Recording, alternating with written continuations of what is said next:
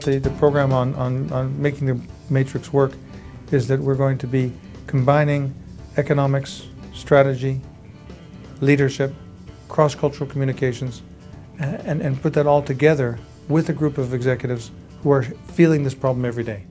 The matrix organization is a response to the tremendous complexity that large companies and even smaller companies are facing in today's global marketplace.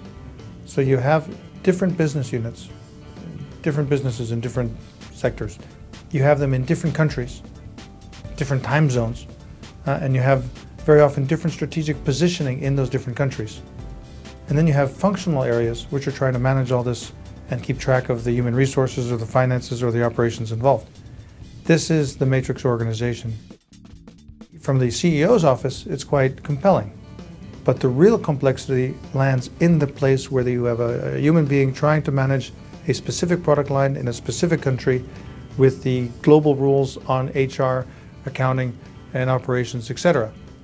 Now, the big challenge is not so much for the guys in the middle, but the global heads of those matrical lines coming down, because they have people perhaps on the other side of the world from cultures which are different from theirs, facing realities which are different from theirs, and they may not even know them very well. So they're trying to communicate, they're trying to get through to those guys and get them to do what they think they need to do in competition sometimes with their colleagues who are holding the other ends of the matrix. Our hope is that by coming together in a larger group of people who share some of the same issues, and to get a global finance person together with a country manager, together with a global product line unit from different companies and even different industries, that by sharing their own concerns with each other, they can start to get a common understanding of what the other guy's life is like.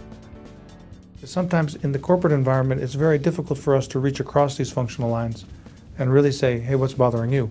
That's one. Another is a better understanding of the global landscape, both from an economic, from a strategic, and even a geopolitical point of view, because this is where people are dealing these days. The third thing is we'll have a little bit of cross-cultural training in the program, but just being aware of some of the fundamental differences that you find across people in different cultures, and having a little bit more empathy can be very, very helpful. All of this is a very complicated situation, and I think the companies which do it best will be those companies which are most successful over the next 10 or 15 years.